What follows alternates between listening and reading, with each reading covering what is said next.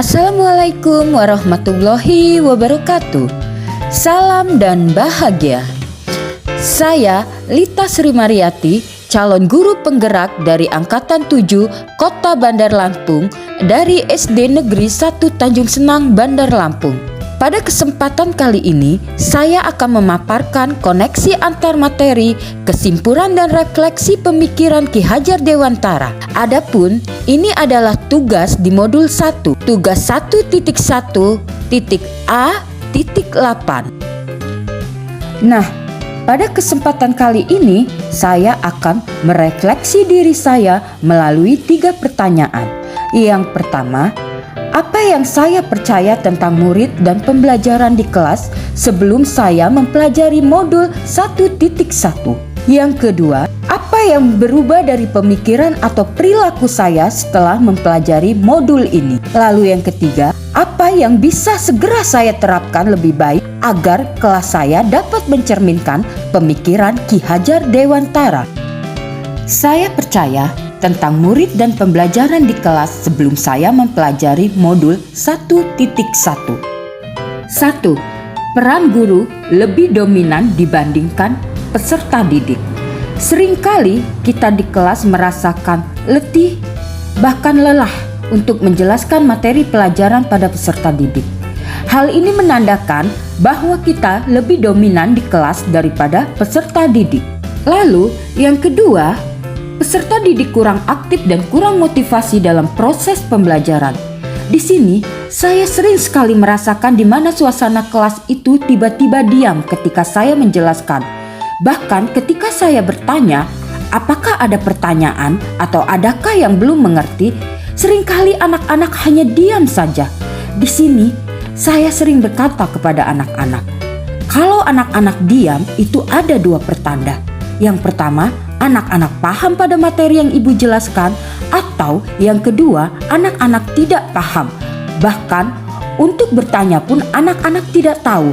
Disinilah peran peserta didik kurang aktif dan kurang termotivasi ketika belajar. Yang ketiga, pencapaian materi dan KKM. Seringkali ketika saya menjelaskan materi hanya untuk pencapaian materi dan pencapaian KKM bagi peserta didik saja. Dan hal ini saya terkadang lupa bahwa ternyata pembelajaran itu tidak hanya terpusat untuk mentransfer ilmu, tetapi ada banyak hal menurut pemikiran Ki Hajar Dewantara yang dapat kita lakukan. Yang keempat, merasa gagal jika banyak peserta didik yang tidak mengerti dan tidak tuntas. Saya seringkali merasa gagal jika peserta didik saya tidak mencapai KKM dan tidak tuntas, atau bahkan tidak mengerti pembelajaran yang telah saya jelaskan. Yang kelima, saya kurang memahami karakteristik peserta didik. Terkadang saya ingin anak-anak diam mendengarkan penjelasan saya. Nah, di sini saya tidak mengetahui bahwa karakter peserta didik itu berbeda-beda. Mereka mempunyai keunikan masing-masing. Ada anak yang bisa belajar dengan audio, visual, atau mungkin dengan gaya belajar kinestetik.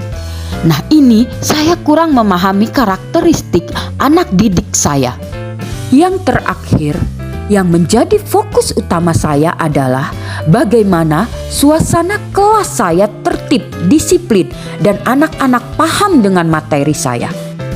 Setelah saya mempelajari modul 1.1, perubahan dari pemikiran atau perilaku saya setelah mempelajari modul ini yaitu 1. Memberikan peserta didik kebebasan menyelesaikan setiap tugas sesuai dengan minat, bakat, dan kreativitasnya masing-masing. Anak-anak boleh mengerjakan tugas sesuai dengan kemampuan dan minat bakatnya masing-masing. Mungkin ada anak yang suka bercerita menyelesaikan soal tersebut. Adapun anak yang langsung saja menjelaskan melalui audio tanpa ada catatan. Ada juga anak yang memiliki karakteristik berbeda. Di sini saya tidak menargetkan bagaimana cara mengumpulkan tugas mereka.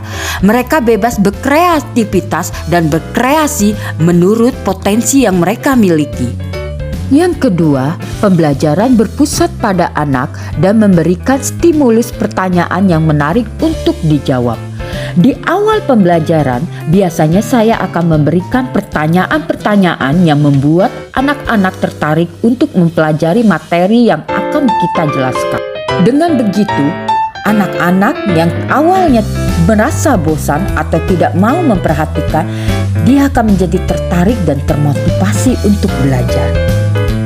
Yang ketiga, menghargai setiap karakteristik belajar anak serta memberikan apresiasi atau reward kepada anak-anak agar lebih termotivasi dalam belajar serta meniadakan punishment atau hukuman. Dengan begitu, saya merasa perlu untuk memerdekakan peserta didik saya untuk belajar. Jadi mereka belajar tidak dengan paksaan atau tertekan, tetapi dengan hati yang berbahagia. Lalu, mengapa harus diberikan apresiasi atau reward? Dengan begitu, anak-anak akan senang mendapatkan pujian dan anak-anak yang lain akan menjadi termotivasi untuk mendapatkan apresiasi yang simpel. Contohnya, penggunaan kata bagus nak, pintar nak, pertahankan ya nak. Kata-kata yang sederhana tapi cukup membuat motivasi anak didik kita untuk menjadi lebih baik lagi. Selanjutnya, pembelajaran yang kreatif dan inovatif. Salah satunya adalah memberikan games edukasi. Dalam hal ini telah saya lakukan dalam berbagai kesempatan dan ternyata terbukti anak-anak menjadi lebih bahagia, nyaman, dan mereka menjadi semangat dalam belajar. Game-game edukatif yang biasanya saya berikan misalnya Word Wall, Kahoot, Educandy, Worksheet, dan sebagainya. Anak-anak menjadi semangat untuk mengikuti pembelajaran. Lalu, penerapan yang segera saya lakukan di kelas agar mencerminkan pemikiran Ki Hajar Dewantara seperti 1. Merancang pembelajaran yang interaktif dan menyenangkan dengan melibatkan peserta didik. Selalu memberikan umpan balik pada peserta didik kita dari materi yang kita ajarkan. Lalu yang kedua, menerapkan pembelajaran berbasis kearifan lokal dan budaya. Hal ini penting sekali untuk peserta didik kita, apalagi dengan kemajuan ilmu pengetahuan dan teknologi, banyak sekali anak-anak yang hilang akar budayanya. Nah, di sini kita bisa memberikan penerapan materi kita terhadap kehidupan sehari-hari mereka ataupun kearifan lokal dan budaya di daerah kita sendiri. Dalam hal ini, saya berasal dari Kota Bandar Lampung. Saya seringkali menyelipkan contoh-contoh pembelajaran tema dengan pola kehidupan masyarakat di Lampung. Lalu yang ketiga, menerapkan konsep merdeka belajar dan mengintegrasikan setiap pembelajaran dengan pencapaian profil pelajar Pancasila. Seperti yang sudah kita ketahui bahwa profil Pancasila itu beriman dan bertakwa kepada Tuhan Yang Maha Esa, berakhlak mulia, gotong royong, mandiri, kreatif, berkebinekaan global, dan bernalar kritis. Nah, dalam hal ini saya mencoba untuk merancang proses pembelajaran saya agar dapat mencerminkan konsep merdeka belajar. Jadi anak-anak semua merasa mereka merdeka, tidak ada paksaan, tidak ada aturan yang baku dari guru untuk membuat anak-anak menjadi tertekan atau membuat pembelajaran monoton. Tetapi lebih kita bebaskan anak-anak untuk bereksplorasi agar dapat muncul ide-ide kreatif dan inovatif dari peserta didik kita. Selanjutnya, pembelajaran yang juga mengutamakan aspek budi pekerti. Di sekolah kami, SD Negeri 1 Tanjung Senang, ada program pembiasaan moral etika di mana setiap guru mengakhiri pembelajaran dengan menyelipkan pesan-pesan moral etika di mana tujuannya untuk membentuk budi pekerti anak-anak lebih baik lagi. Lalu selanjutnya tidak lagi menuntut tetapi menuntun. Nah, dengan peranan di kelas sesuai dengan pengajaran dan pendidikan Ki Hajar Dewantara, di sini kami menerapkan pola ASI, asuh, dan asah. Hal ini bertujuan untuk bagaimana memberikan keselamatan dan kebahagiaan yang setinggi-tingginya kepada peserta didik kita. Yang terakhir, pembelajaran yang sesuai dengan kodrat alam dan kodrat zaman. Di sini sesuai juga dengan pemikiran pembelajaran Ki Hajar Dewantara bahwa Kodrat setiap anak itu adalah bermain. Kita sebagai guru, bagaimana cara kita menerapkan suasana kelas itu menjadi nyaman dengan cara kita membuat materi yang disisipkan dengan berbagai macam permainan. Dan permainan itu lebih baik lagi jika kita membuat permainan yang menggambarkan kearifan lokal yang sesuai budaya kita, sehingga itu lebih melekat di dalam pemikiran anak didik kita.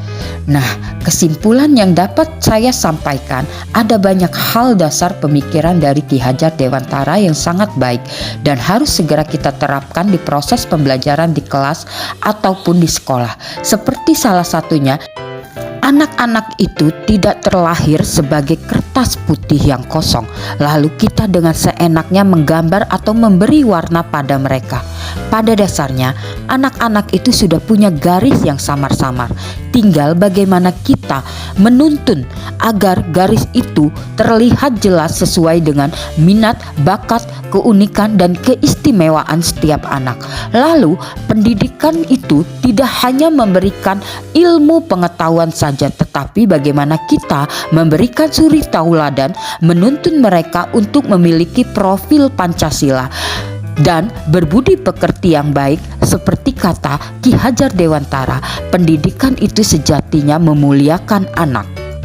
Baiklah, demikian pemaparan materi saya, koneksi antar materi pemikiran filosofi Ki Hajar Dewantara. Terima kasih yang sudah menonton video ini dari awal sampai dengan akhir. Saya mohon maaf apabila ada kesalahan dalam berucap. Saya akhiri dengan wassalamualaikum warahmatullahi wabarakatuh. Salam bahagia, salam belajar, salam guru penggerak. Guru bergerak, Indonesia maju.